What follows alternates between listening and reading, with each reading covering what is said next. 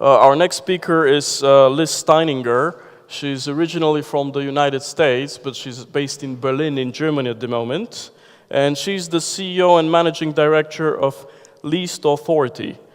She'll be speaking about privacy for everyone. So please give a round of applause for Liz.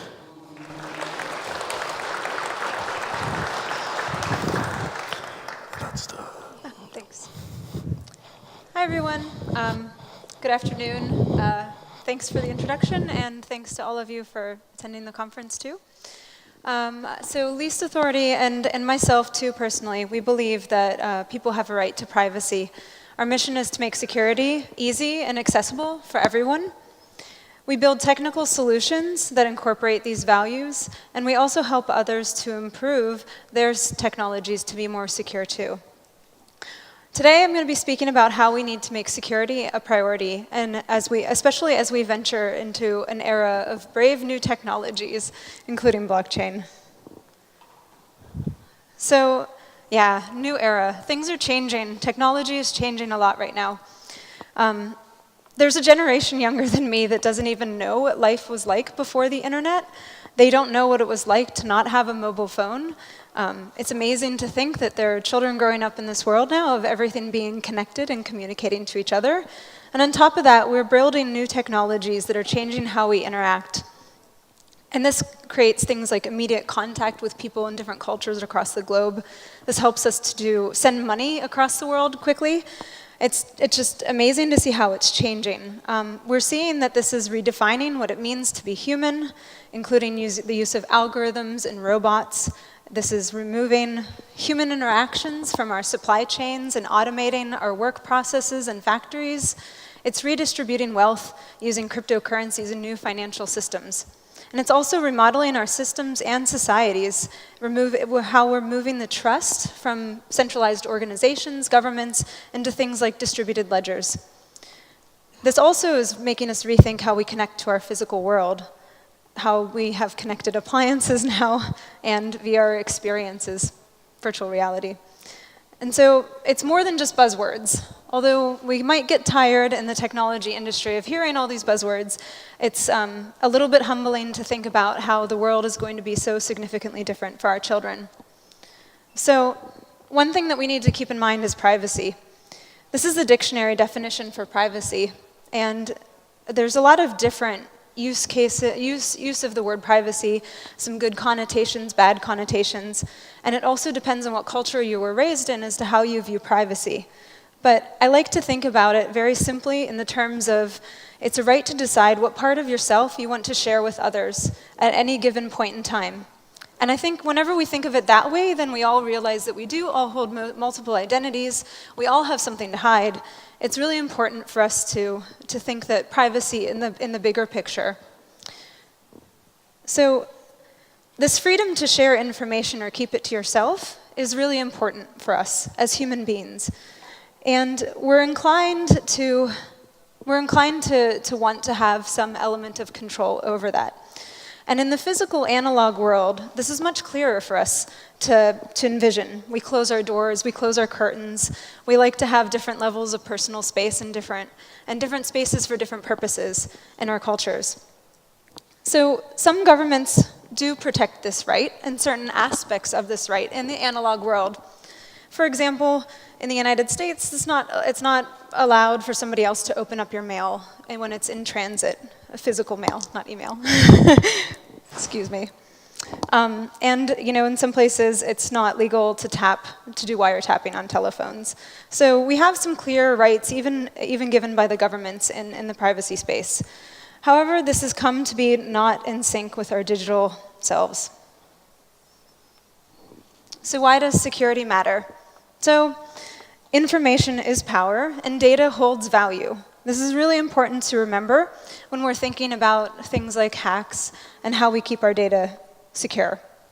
Who controls it gets to keep control of that value, and security is about keeping access and retaining power, and restricting access from certain people or organizations to that information. In the case of cryptocurrency, that data, that information, is now actual money that you can exchange for things.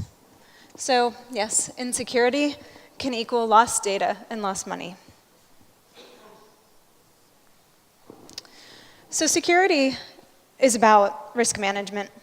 It's really difficult to see that there's 100% assurance for anything secure in this, to secure anything in this world. So we have to deal with trade-offs, and we have to think about what the risk is that it will be hacked, that things will be taken from us. The best thing that we can do is try to decrease that risk of the unauthorized accesses to our data. We have a lot of knowledge about security processes and practices that we have within the IT industry. But new technology is presenting new challenges for us. And we need to make sure that the security of these new systems that we are putting into our lives is better than the status quo that we have right now. At least we should meet the status quo, but preferably we could do even better, especially since we're venturing into technologies that will fundamentally change how we live our daily lives and the world that our children grow up in. So, successful disruption of these spaces that we're trying to change also does require good security because, like I said, information is power. So how the data is moved, how the data is stored, it will influence who actually has the power of those new systems. We need to also improve the quality of our technology, continue to be transparent about our efforts, and create systems to support security and privacy outside of our technology in society, in our institutions. One of the best approaches to do this is to use security by design. If we want to provide more people with more privacy in their technologies, we need to build security into the systems as they're being built. This isn't something that should be an afterthought after we release it out into the public. This is something that we should plan in advance for. We do this by building our tech with security by design. You analyze the use cases for the tech, who's going to be using the data, what the data is going to be, where is it going to be stored, who's it going to be transiting past, and also how is it going to be processed. All of these points where the data is and moving and is being used are points of exploitable, where it can be exploited for vulnerabilities. And we need to do this security by design in other industries, and we do this in other industries in our daily lives, and we need to do it more with our new technology. So good security also includes good security practices. Project teams can stay up to date on the latest security research efforts. They can educate themselves about security best practices, and they can share more knowledge with industry partners, especially from negative experiences. And by negative experiences, I mean hacks. The more we can study these hacks and figure out what happened, the better we can all benefit from it. And we need to remember that developers are users too, that just not consumers. That developers need to have good resources, good project documentation. They need to have tools that can support their teams, and they need to have internal code reviews. We need to have external security audits before major releases, and things like bug bounties, grants, challenges, and funding of other positive improvements can be used as incentive to get information about the vulnerabilities within our software and our systems before somebody exploits it for bad. So this brings me to one particular technology that's been talked about a lot today, blockchains. So blockchains, when they are public and distributed nodes, so permissionless chains, those do distribute that power of the control over the data. And blockchains, with their aspect of immutability, which is unchanging the data, does allow us to trust in that ledger that is there. This is not necessarily the same case for permissioned blockchains too, but for this I'll just talk about the public ones. Vulnerabilities exist in our implementations, and these are all just experiments right now. Whether intentional or unintentional, there are exploits that can happen. And of course, like I said earlier, loss of data equals loss of money. As you can see by these numbers, there is a lot of money on the line in some cases. Bitcoin and Ethereum chains are the base for most code projects right now. And there's lots of integrated applications, dApps, which are distributed applications, ERC20 tokens, and all of this software, all of this code written on top of these chains also provides more opportunities for vulnerabilities. Each of those implementations can have other things that could be exploited. So, blockchain privacy problems. Some data on public ledgers releases incredible power of data into the world. While there are benefits to public chains and having data on public chains, we should all remember that these are public chains and that data, it shouldn't necessarily be for private information.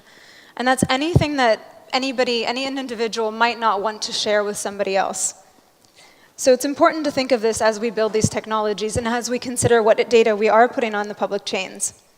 In the EU, I'd also like to mention that the GDPR, the General Data Protection Regulation, comes into effect on May 25th. And the GDPR has a right to privacy with personal data. So we have a bunch of problems that we need to resolve in terms of how the GDPR and the blockchains are going to interact in terms of that expectation. For example, immutability goes against the right to be forgotten or the right to change your data. And also, we have a lot of questions around who controls the nodes in these public chains, so we have to figure out that too. But there's some really smart people on this, and so we'll find out soon. So, blockchain privacy solutions. There are a few, but this is new territory for all of us. Security of a different level can be used for private information. Also, we can also have private blockchains for private data. You can do anonymization of data, which is good for particular use cases, but very difficult. For example, Bitcoin was thought to be anonymous for a while, but it's actually pseudo-anonymous, which means that with just one piece of data, somebody can figure out who has that account just by looking at patterns of their spending, or of their transactions, I should say. Another option is that encryption. We can use that in various ways, including things like zero-knowledge proofs. For example, this is the technology that Zcash uses for shielded transactions. And we could also do off-chain data storage too, and we could use references. That could be another solution that we could have within the blockchain space to help with privacy issues. So I'll also mention that one project that we work on is Tahoe LAFS, which is the least authority file store. While this doesn't have a blockchain in it right now, it is a secure way to do data storage, and it could be integrated potentially with a blockchain. A lot of other solutions could be too. I could also mention that there are other blockchain projects that do data storage, like Storage, Saya, and Filecoin. Some of these use encryption too. So the important thing with secure data storage is about Tahoe LAFS is it does client-side encryption, and it also shards the data. And it's capability-based access to files and directories using private keys, very similar to how blockchains use private keys. So the storage servers are stupid in that sense, that they don't know what data they're actually storing. And this is ideal in the case of private data or personal data.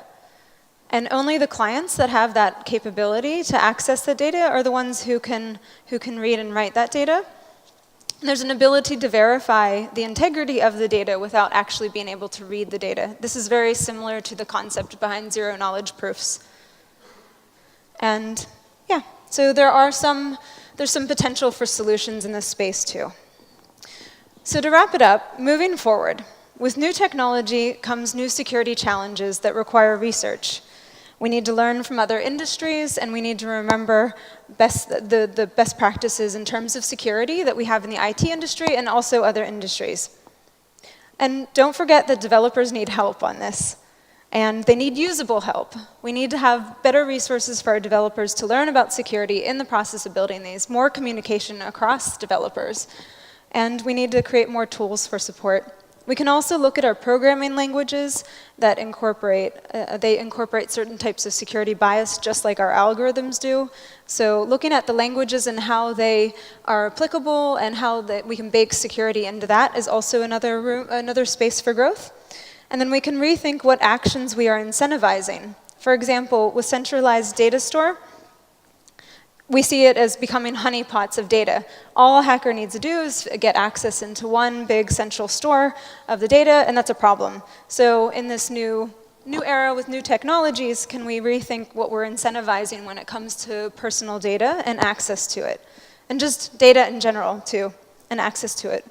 We can also think a little bit harder about endpoint security. When we are decentralizing this data off into people's devices, then are we also making sure that those devices become more secure too? We need to engage in the institutions and systems that impact our technology also, including the legal system and regulations, because we need to make sure that we operate within the society. So just all I would say is think about and talk about how we can do better with data security as we build our new technologies. And if we want to disrupt the status quo and replace it with something better, we need to make sure that we have security as part of that solution. So that's it. Thank you.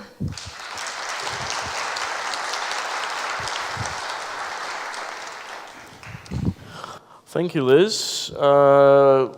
Like the sessions before, please feel free to ask questions, raise your hand, and someone will come to you with a microphone.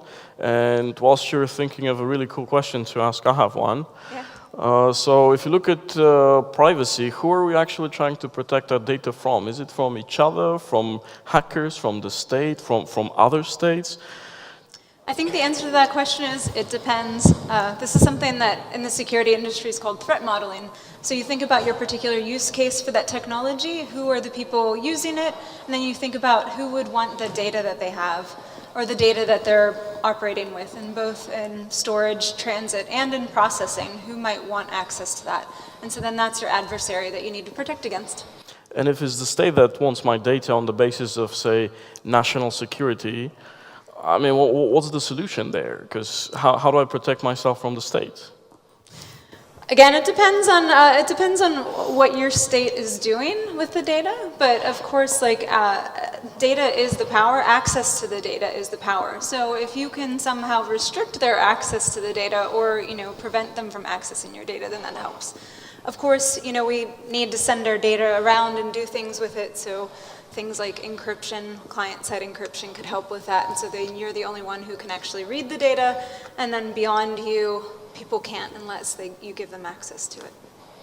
So it's access control is key. I think it's one of the keys. There's lots of keys to security. It's hard, but we can do it. So did I see a hand? No? Not a very privacy-conscious audience? Well, thank you very much. If you have any further questions for Liz, she's around all afternoon, so please feel free to talk to her directly. Thank you. Thanks.